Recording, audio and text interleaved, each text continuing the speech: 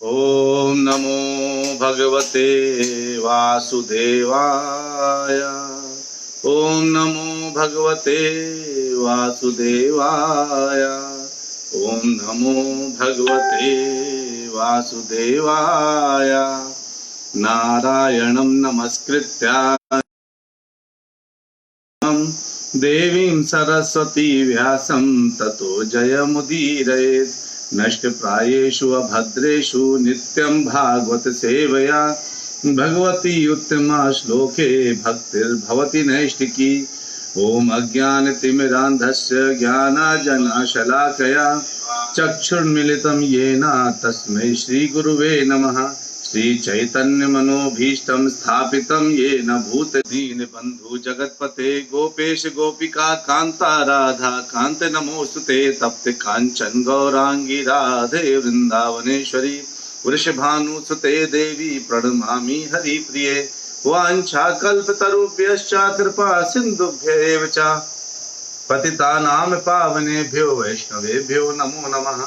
जय श्री कृष्ण चैतन्य प्रभु नित्यानंदा श्री अद्वैत गदाधर श्रीवास आदि गौर भक्त वृंदा। हरे कृष्णा कृष्ण कृष्णा हरे हरे, हरे राम राम राम हरे हरे।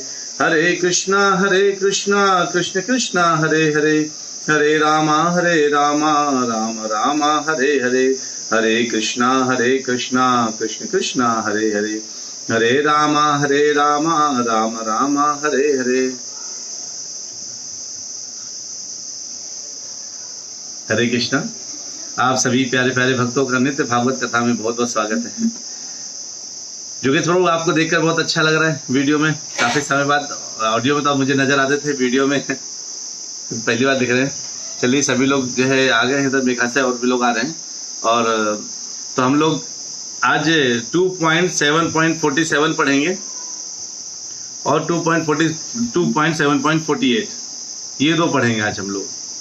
तो ये जो है बहुत महत्वपूर्ण श्लोक हैं। क्योंकि इससे आज की चर्चा बड़ी अच्छी होने वाली है। इसमें जो बोला गया है वो क्या कहते हैं, इसमें ब्रह्मा जी बता रहे हैं किस तरह से भगवान के बारे में थोड़ा और कुछ बता रहे हैं। नारद जी को क्या बोल रहे हैं सीधे हम लोग श्लोक पढ़ के ही समझेंगे, ठीक है। कहते हैं शब्दो न यत्र पुरकार कमान क्रियार्थो। लेकिन उसके पहले शब्द है शश्वत प्रशांतम अभयम प्रतिबोध मात्रम शुद्धम समम सद सतः परमात्म तत्वम। शब्दो न यत्र पुरकार कवान क्रियार्थो माया परैत्यभिमुखे च विलज्यमाना तद वै पदम भगवतः परमस्य पुंसो ब्रह्मोति यद्विदुरजस्त्र सुखम शोकम। कहते हैं परम ब्रह्म के रूप में जिनकी अब अनुभूति की जाती है, परम ब्रह्म के रूप में, और वे शोक रहित असीम आनंद से युक्त हैं। यानी भगवान क्या है, शोक रहित हैं, असीम आनंद से युक्त हैं, जो परम ब्रह्म के कह करके जिनकी अनुभूति की जा रही है। परम ब्रह्म कौन है? परम ब्रह्म स्वयं भगवान कृष्ण है। यानी आप सोचिए कैसे कहते हैं, ब्रह्म, परमात्मा और भगवान, ये तीन तत्व है। आपने पहले स्कंद में पढ़ा होगा। तो पर ब्रह्मेति परमात्मेति भगवानेति। तो जो ये ब्रह्म कहे, परमात्मा कहे, भगवान कहे, सभी भगवान ही हैं। लेकिन कई लोग कहते हैं कि मैं ब्रह्म में लीन हो जाना चाहता हूं। तो मैं आपको एक श्लोक बताना चाहता हूं। इसमें आप 14.27 ओपन करिए, 14.27, जिसमें आपको जो है मिलेगा क्या कहते हैं, ब्रह्मणो ही प्रतिष्ठाहम। यानी ब्रह्मणो ही प्रतिष्ठाहम, यानी ब्रह्म का जो निराकार ब्रह्म बोलते हैं ना, निराकार ब्रह्म ज्योति, कहते हैं मैं उसका आधार हूं। भगवान कहते हैं वो मैं उसका क्या हूं, आश्रय हूं। तो अगर ब्रह्म कहते हैं ब्रह्मणा, यानी ब्रह्मणा मतलब क्या है, ब्रह्म यानी निराकार ब्रह्म ज्योति ही प्रतिष्ठा अहम, मैं उनका आश्रय हूं, है ना। तो कौन हो गया आश्रय? भगवान कृष्ण। भगवान कृष्ण क्या कहते हैं, मैं ब्रह्म का आश्रय हूं। तो यहाँ पर जो बोल रहे हैं कि परम ब्रह्म के रूप में जिनकी अनुभूति की जाती है, यानी जिनको हम समझते हैं कि परम ब्रह्म है, ये ब्रह्म ज्योति है, जिसमें जाकर के लोग कहते हैं मैं विलीन होना चाहता हूं। वो लीन होने वाली बात जो बोलते हैं वो कहते हैं भगवान कृष्ण ही हैं, उनका प्रकाश है। यानी जैसे बल्ब है, बल्ब के प्रकाश का आधार क्या है? वो बल्ब है ना। यानी बल्ब के प्रकाश का जो आधार है वो बल्ब है ना। यानी उसी तरह भगवान के प्रकाश का आधार जो ब्रह्म ज्योति है वो स्वयं कौन है? भगवान परम ब्रह्म, यानी भगवान है, भगवान कृष्ण है ना। कहते हैं यह निश्चय ही परम भोक्ता भगवान की अनंतिम अवस्था है। यानी परम भोक्ता कौन है? भगवान परम भोक्ता और परम नियंता के रूप में जिसको हम जानते हैं वो कौन है? भगवान कृष्ण। कहते हैं ये वे शाश्वत रूप में सारे विघ्नों से रहित तथा निर्भय हैं। भगवान को कोई भय नहीं है और कोई विघ्न उनको छू नहीं सकता। भगवान को कौन सा विघ्न छुएगा? सब जीव उनके द्वारा बनाए गए हैं, सब जीव उन्हीं से निकले हैं। वो ब्रह्म के आश्रय हैं, मतलब वो प्रकृति के भी आश्रय हैं। तो भगवान कहते हैं मैं प्रकृति का बीज प्रदाता पिता हूँ, है ना। यानी जो है उनके लिए कोई वो आते इधर कहते हैं मेरे लिए कोई कर्म नहीं है, नियत कर्म नहीं है, मुझे आने की इतनी आवश्यकता नहीं है। लेकिन तब भी मैं नियत कर्म करता हूँ, क्योंकि अगर मैं नियत कर्म नहीं करूंगा तो लोग क्या हो जाएंगे? विमुख हो जाएंगे। लोगों को पता नहीं चलेगा कि मुझे करना क्या चाहिए। तो इधर जो है भगवान कहते हैं कि वो ब्रह्मा जी कहते हैं कि वे शाश्वत रूप में सारे विघ्नों से रहित तथा निर्भय हैं। सारे विघ्नों से रहित हैं और निर्भय हैं। आप सोचिए भगवान के सामने कोई विघ्न आ सकता है क्या? कोई भी अगर विघ्न पैदा करने की कोशिश करता है वो भगवान उसको ज्ञान दे देते हैं, चाहे सुर हो चाहे असुर। असुर आए भगवान ने इनको मार दिया। सुर आए ब्रह्मा जी जब कंफ्यूज हो गए, 1 साल के लिए ले गए, सारे ग्वाल वाल ले गए, गायें ले गए, बछड़े ले गए चेक करने के लिए। भगवान वही है। भगवान ने कहा ठीक है, भगवान ने अपना ये एक्सपेंशन कर दिया। तो उन्होंने उनके लिए तो सारी ये मजाक की बात है कोई भी विघ्न। तो भगवान के लिए कहते हैं कोई विघ्न नहीं है और वो निर्भय है, उन्हें किसी बात का डर नहीं है। ये पदार्थ नहीं अपितु पूर्ण चेतना है। कई बार लोग कंफ्यूज हो जाते हैं। जब लोग जो है भगवान आते हैं धरती में, पृथ्वी लोक में आते हैं, क्यों आते हैं सब जानते हैं। जब यदा यदा ही धर्मस्य, सब जानते हैं। परित्राणाय साधूनाम, ये भी जानते हैं। विनाशाय च दुष्कृताम, ये भी जानते हैं। भगवान इसलिए आते हैं। लेकिन जब आते हैं तो लोग सोचते हैं भगवान भी नॉर्मल जीव की तरह हैं जो इतने प्रकृति के बंधनों में बंध के काम कर रहे हैं। देखो भूख लग रही तो खाना मांग रहे हैं, मम्मी भूख लगी है खाना दे दो। और अगर प्यास लग रही तो पानी मांग रहे रो रो करके। बिल्कुल वैसे ही जैसे नॉर्मल व्यक्ति रिएक्ट कर रहा है वैसे वो रिएक्ट कर रहे हैं। इसका मतलब उनको लगता है जैसे नॉर्मल जीव है। तो भगवान कहते हैं 4.9 में आप लोग सब लोग आप लोग मेरे साथ पढ़ा करिए, अपने साथ भगवद गीता रखा करिए, आपको बड़ा आनंद आएगा। तो मैं भागवतम और भगवद गीता को लिंक करके आपको बताने का प्रयास करता हूँ। 4.9 ओपन करेंगे। जन्म कर्म च मे दिव्यम यो दिव्यम एवं यो वेति तत्वतः। जन्म कर्म च मे दिव्यम। भगवान कहते हैं मेरे जन्म और कर्म जो दिव्य है इसको जो जान लेता है, एवं यो वेति तत्वतः। वेति मतलब जानना, तत्वतः मतलब तत्व। जो इस तत्व को जान लेता है उसके साथ क्या होता है? त्यक्त्वा देहं पुनर्जन्मा। जे शरीर त्याग करके पुनर्जन्म नैति मामेति सो अर्जुना, नहीं होता, उसका पुनर्जन्म नहीं होता। कहते हैं लोग वे पदार्थ मानते हैं लोग। अरे जैसे हम लोग फंसे पड़े हैं ना तीनों विषयों में, तीनों प्रकृति के गुणों में फंसे हुए हैं। उन गुणों से लगता है जैसे भगवान भी फंसे हैं। तो भगवान कहते हैं यही खास बात है कि लोग मेरे तत्व को नहीं जानते। अगर लोग मेरे तत्वों को जान जाएं, एवं यो वेति तत्वतः, जो मेरे तत्व को जान जाते हैं उनका पुनर्जन्म त्यक्ता देवं पुनर्जन्मा नहीं होता। कहाँ जाते हैं वो लोग? कहाँ जाते हैं? वो मेरे पास आ जाते हैं, मेरे धाम में आते हैं, है ना। समझ में आया? तो इसलिए जो ब्रह्मा जी बोलते हैं वो पदार्थ नहीं अपितु क्या है? वो संपूर्ण चेतना है। तो अब क्या मैं जानना चाहता हूँ भगवान का जन्म कर्म दिव्य है। मैं अंदर से जानना चाहता हूँ, कैसे समझूं, कैसे जानूं उस विषय को? भगवान इसका भी आंसर दिया है, चिंता ना करिए। भगवान कहते हैं आप जो है 11.54 खोल लीजिए। 11.54 जब अर्जुन जो है वो हुआ परेशान हुआ तो आप 11.54 खोलेंगे तो आपको पता चलेगा भगवान ने क्या बताया। कैसे जा सकता है? भक्त्या, कहते हैं भक्त्या यानी भक्ति से, भक्त्या, है ना। तो कैसे जान सकते हैं? भक्त्या तू अनन्यया। कैसे? लेकिन अनन्य ना अन्य, यानी किसी और की नहीं। कैसे? मेरी भक्ति से।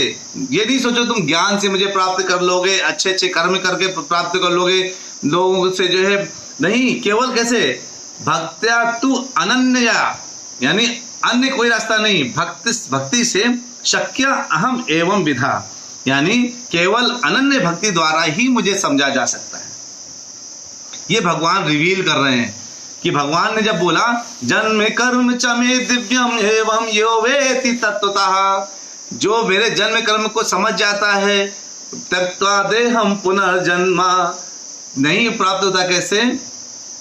किस समय? जब उसको कैसे? जब वो भक्ति के द्वारा, यानी भक्त्या तो अनन्या है, तू अनन्या, यानी भगवान की भक्ति अगर अनन्य भाव से की जाए तो भगवान को समझा जा सकता है ना? कितना सिंपल है। तो इसलिए भगवान ने को बोला कि वे पदार्थ नहीं क्या है, अपितु वो परिपूर्ण चेतना है। फिर कहते हैं वे संदूषण मुक्त हैं, यानी उनको दूषित नहीं है। दूषित क्या होता है? दूषित जो इस भौतिक जगत में जो भी है वो दूषित है, लेकिन जो आध्यात्मिक है वो दूषित नहीं, यानी आध्यात्म को कभी भी दूषित नहीं किया जा सकता। कई लोग कहते हैं कि जो जितनी कहानियां हैं, जितनी सब स्टोरी है, माइथोलॉजी है, माइथोलॉजी बोलते हैं, ये सब कहानियां हैं। अच्छा, क्या कहानी? भगवत गीता में जो बोला गया, जो लिखा गया कहानी है, जो महाभारत हुई थी कहानी है। अच्छा, क्या हुआ था फिर कहानी? मतलब अरे ये केवल सांकेतिक है। सोचो, जो ये 5 पांडव हैं, 5 जो है तुम्हारे इंद्रियां हैं, और जो 100 कौरव हैं वो घोड़े हैं, जो 100 कौरव हैं वो इंद्रिय विषय हैं, और ये 5 पांडव इंद्रियां हैं, और इन इंद्रियों के द्वारा तुम्हें उन घोड़ों पे कंट्रोल करना है, उनको खत्म करना है। ऐसे ऐसे बोलते। भाई सांकेतिक समझने में प्रॉब्लम नहीं है, प्रॉब्लम वहां पर है जहां पर हम केवल इसी को लेकर धारणा कर लेते हो, कहते हैं वो कभी हुआ ही नहीं घटना। वो सब ये अंग्रेजों ने दिया है माइथोलॉजी, हिंदूज माइथोलॉजी, हिंदुओं की माइथोलॉजी है। अरे हमको तो जो है सब कहानी है ये। अच्छा, कुरान माइथोलॉजी नहीं, वो तो अभी 16 कुछ साल पहले आई है, 1600 साल कुछ सालों पहले आई है। अच्छा, ये माइथोलॉजी वो माइथोलॉजी सबके लिए बोलते नहीं, ये तो अभी कुछ समय पहले आई है ना, जो 5000 साल पहले हुई है वो माइथोलॉजी है। जबकि सब चीज के प्रूफ है, तब भी अभी माइथोलॉजी मानते। कहते हैं कि वे संदूषण मुक्त हैं। संदूषित, दूषण किसमें आता है? जिसमें जो भौतिक जगत से जुड़ा हुआ है वो दूषित हो सकता है। आध्यात्म जगत से जुड़ा व्यक्ति दूषित नहीं होता है ना।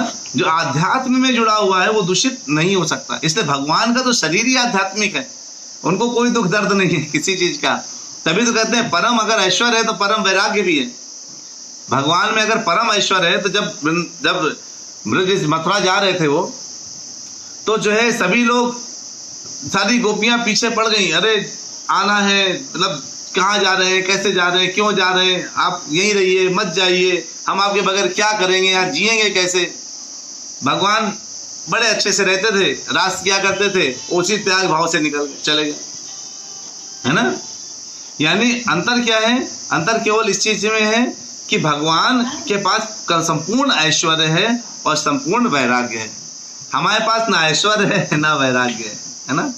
छोटा मोटा जिसको थोड़ा सा खूबसूरती मिल जाती है वो अपने आप को दुनिया का सबसे ज्यादा खूबसूरत इंसान समझ करके अकड़ जाता है, देखो मुझसे ज्यादा खूबसूरत कोई नहीं। जिसका थोड़ा बहुत पैसा आ जाता है उसका सीना ऐसा हो जाता है, जिसको थोड़ा पद मिल जाता है वो ऐसा हो जाता है। देखो मैं तुम्हें मुझे जानते नहीं, मैं सिपाही हूँ, तुम्हें जानते मैं एसपी हूँ। अरे उसको पता, तुम्हें जानते नहीं हो भगवान कृष्ण कौन है। सब सिपाही एसपी के मुंडी मोड़ देते हैं जब चाहिए तो, है ना। कहते हैं भेद रहित हैं, वो भेद नहीं करते। ब्रह्मा जी एक एक शब्द को हम लोग समझ रहे हैं। कहते हैं वो संदूषण मुक्त है और भेद रहित हैं। वो भेद भी नहीं करते कि ये जो है मेरा, ये कुत्ता है, ये बिल्ली है, ये पेड़ है। और उनके लिए सब जीव, सारे चर अचर कैसे हैं, कैसे हैं, सभी चीज उनसे वो उन सब चीजों से परे है और बाहर से देखें उनके लिए सब बराबर है। आप 15.18 खोलिए एक बार, आपको 15.18 में आपको मिलेगा कुछ श्लोक जहां पे भगवान इसके लिए बोला है। तो ऐसे पढ़ने मजा आएगा जब आपको भागवतम को आप भगवत गीता के साथ रेफरेंस करके पढ़ेंगे। तो जो ब्रह्मा जी बोले हैं वही भगवत गीता में भगवान ने बोला हुआ है। तो क्या बोले ब्रह्मा जी, अब भगवान ने क्या बोला है? 15.18 खोलिएगा। कहते हैं यस्माक्षरम अतीतः अहम अक्षरात् अपि च उत्तमः, है ना। चूंकि मैं क्षर तथा अक्षर दोनों के परे हूं, मैं क्षर और अक्षर दोनों के ही परे हूं, और चूंकि मैं सर्वश्रेष्ठ हूं, अपि च उत्तमः, मैं सर्वश्रेष्ठ हूं, अतः अस्मि लोके वेदे च प्रतितः पुरुषोत्तमः, इसलिए अतएव इस जगत में तथा वेदों में मुझे परम पुरुष बोला जाता है। ईश्वरः परमः कृष्ण सच्चिदानंद विग्रह अनादिरादिर गोविंद सर्व कारण कारणम, है ना। कहते हैं सभी कारण कारण ब्रह्मा जी बोलते वो है, और भगवान भी यही बोल रहे हैं कि क्षर तथा अक्षर दोनों के परे मैं हूं, और चूंकि मैं सर्वश्रेष्ठ हूं, इसलिए वेदों में भी मुझे क्या बोला जाता है कि मैं परम पुरुष हूं, है ना। तो हर जगह बोला जाता है, हमको नहीं पता चलता, हमको सुनाई नहीं देता। हमको सुनाई क्या देता है? बढ़िया फिल्मी गाने, है ना, जिसमें बढ़िया बढ़िया जो है और एक से एक शानदार मूवी चल रही हो, हमें उससे बड़ा आनंद आता है देखने में, क्योंकि वो सब चीजें क्या आनंद देती है, क्षणिक आनंद, थोड़ी थोड़ी देर का आनंद देती है। क्या भक्ति में क्या है, पता नहीं कब मिलेगा कि नहीं मिलेगा। जिस समय ये होता है पता नहीं, भगवान की भक्ति कर तो रहे हैं, कुछ हाथ लगेगा कि नहीं लगेगा। जिस समय अगर ऐसा होता है ना, उस वक्त मतलब हाथ में नहीं लगेगा, 100% नहीं लगेगा। जिस समय ये हो जाए कि मुझे मिलेगा ही मिलेगा, भगवान है कहाँ, मैं ढूंढ लूंगा, मैं पा जाऊंगा, तो मुझे सब कुछ प्राप्त हो जाएगा, पा जाऊंगा या पा जाऊंगी, मुझे सब कुछ प्राप्त हो जाएगा। तो जो है और कहते हैं, देखिए दिनेश चंद्र प्रभु बोलते हैं क्या, इधर पुनीति माता जी ने देखिए आपको 15.18 का दे दिया, बहुत बहुत उत्तम। आप लोग ऐसे रेफरेंस टेक्स्ट में डालते हैं, मुझे बहुत अच्छा लगता है। दिनेश चंद्र ने लिखा, श्री कृष्ण की सत्ता को पूर्ण रूप से स्वीकार करना और उन्हें अपना परम हितैषी मान लेना ही जीवन का लक्ष्य है, यही जीवन का लक्ष्य है। बिल्कुल सही बोला दिनेश चंद्र आपने। तो भगवान ने इसीलिए साफ साफ बोला है कि सब चीज से मैं परे हूं, और चूंकि मैं सर्वश्रेष्ठ हूं, इसलिए मत सोचिए भगवान इसी में इंक्लूडेड है। भौतिक जगत के एक ऐसे प्राणी है जो तीनों दुखों से, तीनों गुणों से जो है खेल रहे हैं। जैसे तीनों गुण हम लोग कठपुतली की तरह नचाते हैं ना, भगवान उन गुणों को नचाते हैं। फिर कहते हैं ब्रह्मा जी, और समस्त कारणों तथा कार्यों का आदि कारण है। वो पहले ब्रह्म संहिता में भगवान बोल चुके हैं, सर्व कारण कारणम। भगवान ने भी इसे सर्व कारण कारणम के लिए बोला है। अगर आप जो है इसमें एक श्लोक है, उसमें अगर जाएंगे तो आपको दिखाई देगा भगवान सर्व कारण कारण कैसे हैं। उसमें आपका एक श्लोक मैं बताना चाहता हूं, आप एक बार जाइए जरा 10.8 में जाइए। 10.8 आप लोग सब ऐसे भगवद गीता को ओपन करके आसपास घूमते रहेंगे, आपको पता चलेगा भगवान ने कहा का, फिर भगवद गीता मजा आने लगेगी आपको भगवद गीता पढ़ने में। 10.8 में जाइए। अहम सर्वस्य प्रभवो मत्तः सर्वं प्रवर्तते, भगवान कह रहे हैं 10.8 में, अहम सर्वस्य प्रभो। और इधर ब्रह्मा जी बोल रहे हैं कि और समस्त कारणों तथा कार्यों के आदि कारण भगवान हैं। और ब्रह्मा जी भी क्या बोल रहे हैं, वो भगवान क्या बोल रहे हैं, अहम सर्वस्य प्रभवो मत्तः सर्वं प्रवर्तते इति मत्वा भजन्ते माम बुधा भाव समन्विता, कि मैं समस्त आध्यात्मिक तथा भौतिक जगतों का कारण हूं, है ना। ये सीधे से बोलते हैं, मैं आध्यात्मिक तथा भौतिक जगतों का कारण मैं हूं। बहुत बहुत धन्यवाद पुनीति माता जी, ऐसे आप लिख दिया जो मैं बोलता हूँ, बहुत अच्छा लगता है। कहते हैं मैं समस्त आध्यात्मिक तथा भौतिक जगतों का कारण हूं, यानी अहम सर्वस्य प्रभो, यानी अहम मतलब मैं, सर्वस्व मतलब सबका, प्रभो मतलब उत्पत्ति का कारण, मैं सभी चीज का उत्पत्ति का कारण हूं। अब सभी चीज में क्या आ गए, हाँ मैं आ गया, पेड़ पौधे हाँ वो भी आ गए, धरती अच्छा वो भी आ गए, ब्रह्मा वो भी आ गए, शिव वो भी आ गए, ब्रह्मांड वो भी आ गया। यानी आप जो सोच सकते हैं वो सब कुछ आ गया। जब भगवान बोलते हैं अहम सर्वस्य प्रभुवो मत्तः सर्वम प्रवर्तते, मत्तः मतलब मुझसे, सर्वम मतलब सारी वस्तुएं, प्रवर्ते मतलब प्रकट हुई हैं। साफ साफ भगवान चिल्ला चिल्ला करके बोल दिए, है ना। इति मत्वा भजन्ते माम, जो ये मानकर मेरा भजन करते हैं उनका क्या होता है, माम बुरा भाव समन्वता, है ना। वो विद्वान जन होते हैं जो इस भाव से जब करते हैं भक्ति, तो कैसे हो जाते हैं, बिल्कुल भयंकर भक्ति योग में लग जाते, तब आनंद प्राप्त करेंगे, वैसे आनंद प्राप्त नहीं करेंगे। इति मत्वा भजन्ते माम, ये मानकर जो मुझे भजते हैं, है ना। तो इधर ब्रह्मा जी भी बोल रहे हैं, भगवान भी बोल रहे हैं, ना हमको सुनाई पड़ रहा है, ना हम बोल रहे हैं, ना हमको दिखाई पड़ रहा है। हम ब्रह्मा जी को कहते नहीं भैया मत बोलो, भगवान बोल दिया, हमने कहा ठीक है आपने बोल दिया, हमने सुन लिया, बाकी हमें अपनी इंद्रिय भोगों में लगे रहने दो, है ना। तो जो है एक और खोल लीजिए, एक और मैं बता देता हूँ इसी में 10.4 10.5 भी खोल लीजिए आप। 10.4 10.5 में भगवान क्या कहते हैं, जो हमारे शरीर में जितनी चीजें हैं उसमें थोड़ा और घुस के बताते हैं। क्या? बुद्धि ज्ञानम असम्मोहम क्षमा सत्यम दमः शमः, है ना। फिर कहते हैं सुखम दुखम भव अभावः भयम च अभयम एव च अहिंसा समता तुष्टि तपः दानम यशः अयशः भवन्ति भावा भूतानां मत्तः एव पृथग्विधा। हमारे पास जितनी भी चीजें हैं, जैसे बुद्धि, ज्ञान, संशय, मोह से मुक्ति, क्षमा भाव, सतता, इंद्रिय निग्रह, मन निग्रह, सुख दुख, जन्म मृत्यु, भय अभय, अहिंसा समता तुष्टि, तप दान यश तथा अपयश, जीवों के सब गुण मेरे द्वारा उत्पन्न है।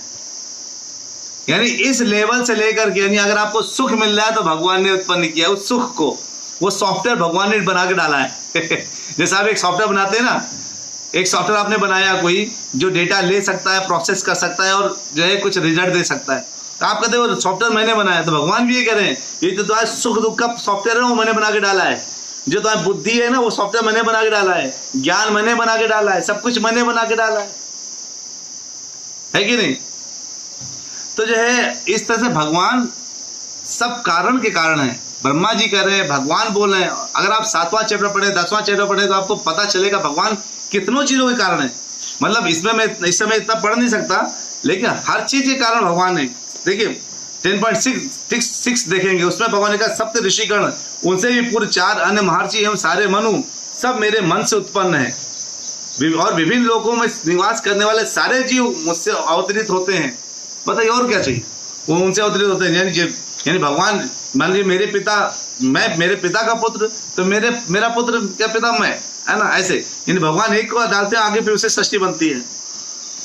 तो जो है इस तरह से करके भगवान बिल्कुल स्पष्ट बोले। लेकिन हमने अपने हम गांधी जी के 3 बंदर बन जाते हैं।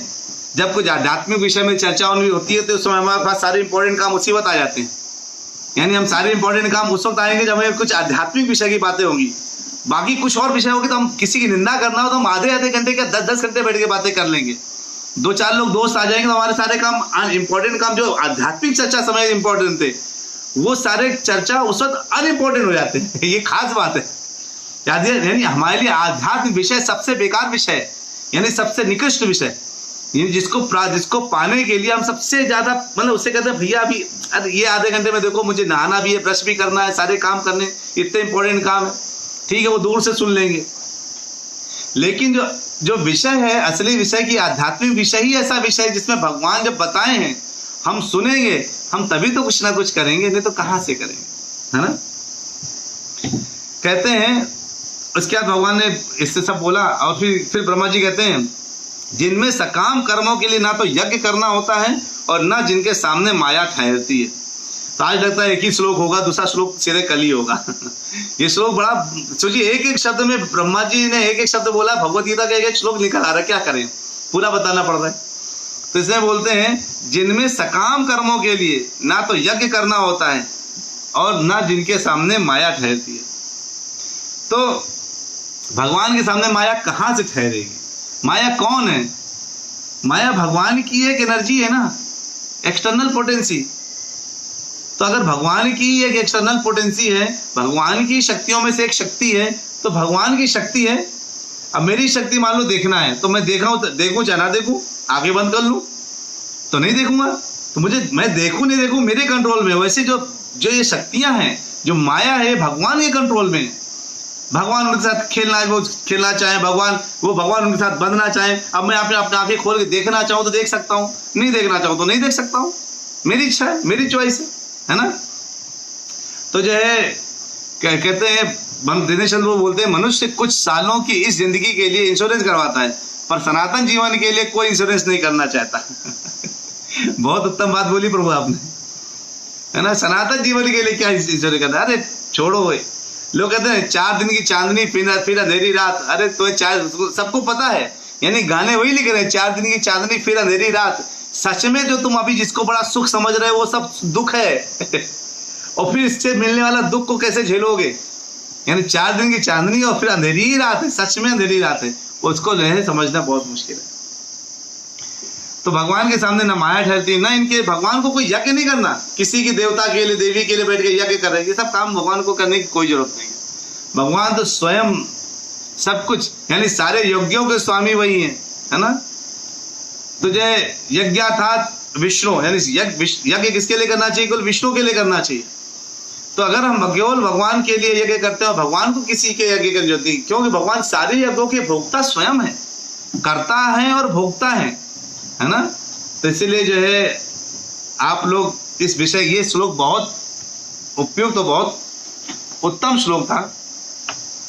भगवान ये भी बोलते हैं कि सब लोग मुझे जो है किस भाव से समझ सकते हैं, किस तरह से समझ सकते हैं। आप 15.7 भी एक बार ओपन कर लीजिए। आप अगर 15.7 ओपन करेंगे तो आपको आइडिया लगेगा कि भगवान क्या बोल रहे हैं। और ये सब अगर आप नोट करेंगे ना कि कहीं आपने आज कौन श्लोक पढ़े तो आपको बहुत मजा आएगा। मम एवांशो जीव लोके जीव भूता सनातना, है ना। यानी मम एवांशो, मम एव मतलब मेरा निश्चय ही अंश, ममाय वांशो मेरा अंश कौन है? जीव लोके, जो इतना जीव है, जितना बद्ध जीव संसार में, ये सब मेरा जो है अंश है। आप सोचिए अगर आपका पुत्र रिक्शा चलाए तो कितना बुरा लगेगा। अगर आपके पास 1 करोड़ रुपए हो तो जो है आपको लगेगा बताओ मुझसे मांग ले तो मैं इसको कार दे सकता हूँ, ये रिक्शा चलाने में लगा हुआ है ना। यानी हमें एहसास क्या होता है, भगवान हमारे लिए यही सोचते हैं। देखो बेचारा जेल में बंद है, मेरा अंश है, मेरा पुत्र है और जेल में बंद है, नीचे भटक रहा है, दर दर की ठोकरें खा रहा है, जन्म मृत्यु जरा व्याधि के पीछे पड़ा है। कभी कोरोना आ जाता है, कभी साइक्लोन आ जाता है, कभी आंधी आ जाती है, कभी तूफान आ जाता है, कभी मच्छर डेंगू आ जाता है, कभी मरने वाले लोगों ये हो जाता है, तो नाना प्रकार की चीजें आ रही हैं। तब भी यहाँ पे उसके बीच में भी मैं देख रहा हूँ, मैं संडे निकला बाहर थोड़े समय ऐसे, जब लॉकडाउन नहीं लगा था, देखा चिकन शॉप में भी भीड़ लगी है। मैंने कहा इनको शर्म नहीं आती। किसी व्यक्ति ने बहुत बढ़िया बोला कि मछली दिखाया था कि एक फोटो आई थी जिससे लिखा था कि मछली तड़प रही थी ऑक्सीजन की, अपने ऑक्सीजन कमी से, जब बाहर निकाल लिया पानी से तो तड़प रही है, मर रही है वो। कि देखो आज रियलाइज होना चाहिए कि आप मछली को क्या फील होता होगा जब उसको पानी से निकालते होंगे, है ना। ये रियलाइज होना चाहिए। खाते तो बड़े स्वाद से हैं। आज हम फिशिंग करने जा रहे हैं, मतलब फिशिंग क्या है? हत्या करने जा रहे हैं। ये फिशिंग मत बोलिए, ये बोलना चाहिए हमें हत्या करने जा रहे हैं। लोग फिशिंग को शौक समझते हैं। देखो ये फिशिंग फिश रॉड है, डालेंगे उस पर आगे लगाएंगे, मछली फंस जाएगी, खींचेंगे, देखो मैंने 10 मछली पकड़ ली, फिर क्या किया, मर गई, घर चले गए। 10 हत्याएं कर डाली मजाक मजाक में, बस शौक में कर डाली, खाने के लिए कर डाली या बिजनेस के लिए कर डाली। क्या करेंगे? ममय वांशो जीव, जितने भी जीव हैं 84 लाख योनि में जो भी कुछ आता है, पेड़ पौधे मछली जीव, सब कुछ भगवान के अंश है। और जब तक हम ये नहीं समझेंगे कि ये भी भगवान के अंश है, हम भी भगवान के अंश है, हमें उससे प्रेम नहीं होगा। और ये जो स्थिति आ रही है 100 साल में जो पाप जमा होता है ना, हर 100 साल में एक ऐसी महामारी आएगी और आती रहेगी, इसको रोक नहीं सकता। अगर जब तक हमारी स्थितियां, जब तक हम इस तरह के नहीं हो जाते, हम उस भाव में नहीं आ जाते हैं कि हमें आत्मरक्षा इसी में है कि हम दूसरों को कष्ट ना दें, हम कष्ट दें और हमें कष्ट ना हो, ऐसा कैसे न्याय हो सकता है? हमने मार के मुर्गा खा लिया और हमें तकलीफ नहीं हो, ऐसा कैसे संभव है? कैसे संभव है ये चीज? आपने कष्ट दिया तो प्रकृति आपको कष्ट वापस देगी ही देगी, भूल जाइए कि नहीं देगी, ऐसा नहीं होगा। प्रकृति तो कष्ट आपको पक्का देगी। आप कष्ट देके देखिए, उनको भगवान को हिसाब लगाना बहुत अच्छे से आता है ना। और क्यों कहते हैं, क्यों लोग भी क्या कहते हैं, मनाश स्थान इंद्रियाणी प्रकृति स्थानी कर्षति, भगवान इसी में कहते हैं बद्ध जीव के कारण ये क्या है, जीव 6 इंद्रियों से घोर संघर्ष करते हैं, जिनमें मन भी सम्मिलित है, घोर संघर्ष कर रहे हैं। कहते हैं डार्विन प्रभु, दिनेश चंद्र प्रभु कहते हैं डार्विन की थ्योरी बता कर कहते हैं कि इन जीवों को कोई खाएगा, हमने खा लिया तो क्या बुरा किया। इन जीवों को कोई खाएगा, हाँ तुमको भी तो कभी मरना है, हम अभी मारते तो क्या करोगे? मर जाओ अभी भाई, कल मरना तो आज मर जाओ। भाई तुमको भी तो कल मरना ही है, आज मर जाओ खा करके कुछ ना कुछ, या तो कहो तुम्हें मार देता हूँ तुम्हें। कोई जब बोले तो, है ना भाई, मरना तो तुम्हें सब कुछ है, कभी ना कभी तो मरना है, तुम आज ही मार देते। क्या है को तुम इतना बीमार, बुढ़े हो गए, बीमार हो गए, कष्ट होगा, बीमारियां आएंगी, तकलीफें होंगी, आज ही मर जाओ ना, कल का इंतजार क्यों कर रहे हो? कोई ना कोई खाएगा तो हम ही खा लें है ना? ऐसा नहीं। कहते हैं लोग जो है बंदर से लोग आए, अरे बंदर से लोग आए थे तो अगर वो बंदर कहाँ गए जहां से लोग आए? यानी जितने साइंस में जितने लोगों लाइन बोली है ना, एक से एक बेकार लाइनें बोल दी। बिग बैंग थ्योरी, एक बम फटा और चारों तरफ बिल्कुल अचानक सब ऑटोमेटिक सेट हो गए, सूरज, चंद्रमा, पृथ्वी। हमने बम फोड़ के दिखाओ भाई, कोई बम से अगर सारे जो जितने आपके अणु परमाणु को जो जितने भी कण है अगर वो ऐसे सेट हो जाए कि एक पूरा सर्कल वैसे ही बन जाए ब्रह्मांड का, तो हम मान जाए कि हाँ ब्रह्मांड फटा था ऐसे ही। एक पीओसी तो करके देखो, प्रूफ ऑफ कॉन्सेप्ट, मुंह से जो बोल दिया तो बस वही सच हो गया क्या? एक प्रूफ ऑफ कॉन्सेप्ट होना चाहिए हर चीज का, कि मैंने इसलिए बोला है, वो बड़ी चीज इसलिए हुई है कि देखो छोटी चीज करके मैंने दिखा दिया। वैज्ञानिकों के हाथ में एक पत्ता पैदा करना नहीं है, एक अगर पत्ता, एक घास का पत्ता भी पैदा करना चाहते हैं ना, तो उनको घास का बीज चाहिए, उसके लिए उस तत्व से ही पत्ता पैदा कर सकते हैं। कहते हैं हमने बेबी ट्यूब में पैदा कर दिया, तुम ट्यूब में पैदा करे, भगवान छोटे से मच्छर के पेट में एक छोटा अंडा डाल के उस ट्यूब में बच्चा पैदा कर दे रहे, उनको ऑटोमेटिक हो रहा है, और तुम्हारा ट्यूब जो है बड़ा मेहनत से हुआ है, लाखों करोड़ों खर्च करके। मेरी डिस्कशन हो रहा था कल एक भक्त से, मैंने बोला ये सोचो, एक हम जब घर में लाइटें जलाते हैं है ना, लाइट जलाते हैं तो महीने का बिजली का बिल कितना आता है? 2000 2500 ऐसा आ जाता है।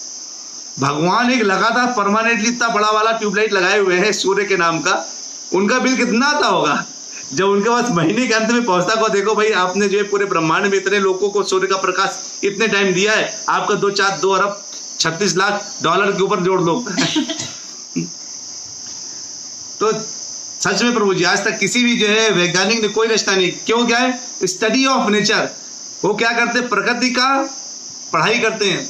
एक मैं नाम भूल गया उन वैज्ञानिक का, अगर किसी को याद हो तो लिख दीजिएगा। तो जो है उसमें वो बैठे जो है अपने बहुत बड़े साइंटिस्ट है, नाम बिल्कुल भूल दिमाग से उतर गया। तो जो है अपने बिल्कुल बहुत ऊंचे सबसे मतलब वो कहते हैं कि फादर ऑफ जो इनोवेशन होता है ना, खोजते हैं कि वहाँ क्या चल रहा है, यूनिवर्स में क्या चल रहा है, इन सब कुछ चलते हैं। बहुत कुछ भूल गया। तो वो भगवद गीता पढ़ रहे थे, सेंस बता देता हूँ आपको। भगवद गीता पढ़ रहे थे, तब एक नया वैज्ञानिक जो कल ज्वाइन किया था आया, उनसे बात बोलता है, कहता ये कौन व्यक्ति है जो वैज्ञानिक होते हुए भी भगवद गीता पढ़ रहा है, इसको क्या मिल रहा होगा इसमें? तो उसने बोला, अरे आप कहाँ बैठे हो और क्या पढ़ रहे हो, कुछ तो बुद्धि लगाओ, ये पढ़ना, इस समय कोई साइंस की किताब पढ़ो। तो मुस्कुरा दिए और वो बैठा। दूसरा आदमी आया, जब उनको सल्यूट किया दूसरे वैज्ञानिक ने, तो कहे कौन है? कि ये जो यूनिवर्स में जो कुछ हो रहा है उसका फादर है, मैं नाम बता दूंगा आपको। उन्होंने पूरा जो वैज्ञानिक जो की खोज करी उन्होंने करी। तो कहते हैं चूंकि मैं भगवद गीता का स्टूडेंट हूँ इसलिए मैं ये व्यक्ति हूँ, और चूंकि मैंने आपको थोड़ा बहुत बताया तो उसके लिए क्षमा कीजिए क्योंकि मुझे पूरा नाम हम भूल गया है। लेकिन तत्व यह है कि भगवद गीता पढ़ करके ही आप, भागवतम को सुन करके ही आप तत्व को समझेंगे और तभी फायदा है। ठीक है, आज बहुत अच्छा अध्ययन। हाँ बोलिए गुरु जी। प्रभु नहीं, न्यूटन नहीं प्रभु, अभी लेते जो मैं दूसरी बात बता रहा हूँ तो ये मैं तो क्या नाम से, लेकिन चलिए बहुत उत्तम रहा, आप सब लोग आते हैं ज्वाइन करते हैं, है ना। लेकिन मैं देख रहा हूँ कि कुछ लोग जो है अभी जो हमारे जब फेसबुक पे लोग ज्वाइन कर रहे थे, अभी शायद तो वो उनका ऑफिस वगैरह टाइम शायद शुरू हो रहा है, इसलिए मैंने देखा कि अभी लोग ज्वाइन नहीं किए हैं। उनसे एक बार पुनीति माता जी आप डिस्कस करिएगा कि क्या इशू है, अगर टाइम का कुछ इशू है क्या। काफ़ी लोग जो अपने रेगुलर हैं, जो काफ़ी जो इसमें आते हैं, अपने जो काफ़ी शेयरर हैं और ज्वाइन करते हैं, वो लोग अभी जो है कुछ अपने साथ ऑफिस के काम के लिए शायद इस टाइम पे नहीं ज्वाइन कर पा रहे हैं। एक बार पता करिएगा, वो लास्ट में सुनते हैं वो लोग, है ना, एक बार पता करिएगा। चलिए जोरदार हरे कृष्ण महामंत्र के साथ एक बार अलविराम लेते हैं, मिलते कल के दिन फिर से एक बढ़िया अच्छे श्लोकों के साथ। हरे कृष्णा कृष्ण कृष्णा हरे हरे, हरे राम राम राम हरे हरि बोल। हरे कृष्णा।